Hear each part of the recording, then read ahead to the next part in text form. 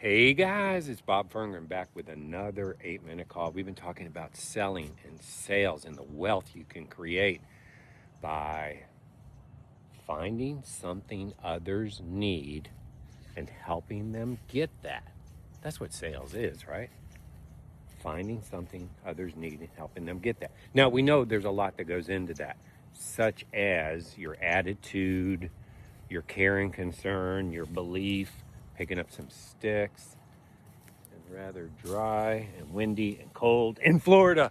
It's 40 degrees here. In any case, there's more than just saying I want to sell. There's more than just putting a link up. You have to have the right heart. You have to care about other people. Now, let's say you got some kids coming along, and I'm living proof of this. I have children from the age of 1 to 47 years old. 1 years old to 47 years old, so I'm in the kid business big time. There's a pool noodle in the lake. It's always interesting to come out here in the morning, especially after a hurricane. All sorts of stuff floats up. In any case, you got some kids, right? Kids, they're the most important thing in the world other than Jesus Christ. So, and you're kind of getting this concept of selling is a good idea. You want your kid to be wealthy or better off, or they don't even have to be in sales.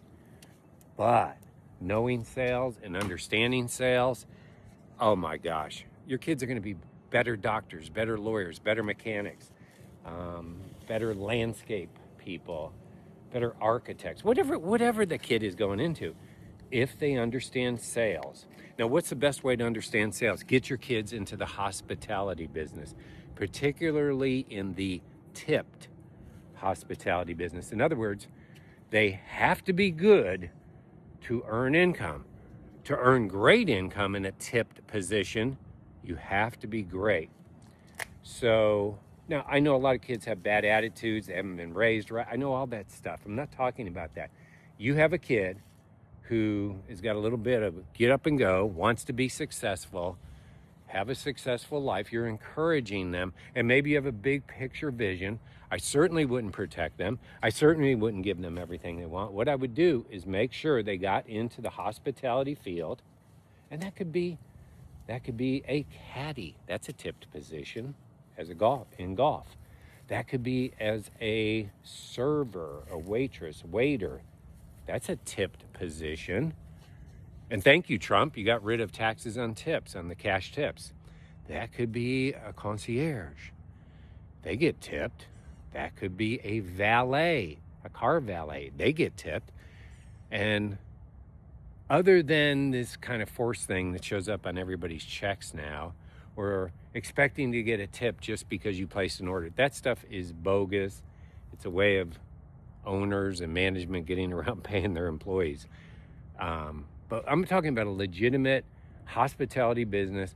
I mean, even if it's a hostess and they're not getting tipped. And in the old days, we used to have something called tip share, where the bussers, the food runners, the hostess, bartenders, and the waiters would all share in all the tips. They would pull the tips and everybody got a relative percent. But hostess, like a great hostess, when you enter a restaurant, I'm not even sure they exist outside of high-end restaurants anymore, because service seems to have gone down a lot. Now, think about that. Someone who comes along as a hostess, maybe they make their way to waiter and bartender, but they have to treat people well. They have to give people what they want, and they have to be able to problem solve if they're going to be good or great at it right on the spot. My food's cold, or my drinks are late, or,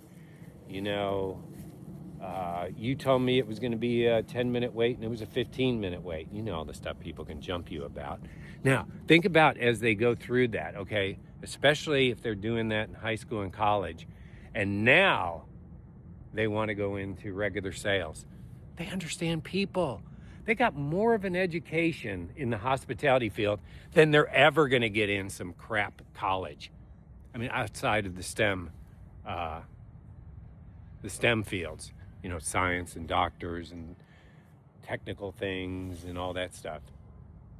I mean, they're going to get they're going to have interpersonal skills and communication skills. And they're going to also be able to read people. They're going to have skills that most kids don't. All three of my older children and my two younger children will eventually, but all three of my older were in the hospitality field. They have had successful lives, however you measure it. Successful lives, and they interact well. Now, two of them aren't in the hospitality field anymore. One still is. But man, they're successful. They've got great relationships. They're well liked. They get along with people. One of them is in real estate, and he's killing it. He's one of the top real estate agents in Central Florida. Well, I would contend it's all that time at P.F. Chang's. He was a bartender for 10 years at P.F. Chang's, literally all the way through college, literally 5 years after college.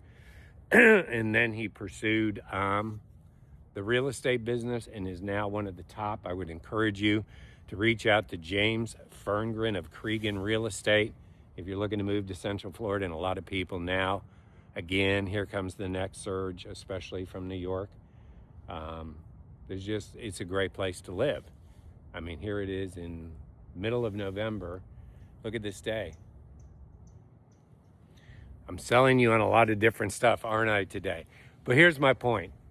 Like, think about it. Now, some of you have been in the hospitality field, and I know a lot of people. Of course, I was in the hospitality field for 40 years. I'm the former president of several large national restaurant chains. You may remember Bennigan's. I was the president. You do know Longhorn Steakhouses, hopefully. I was the president of that, as well as several others. So when I transitioned into affiliate selling, it was like, I know people. I know what I'm doing.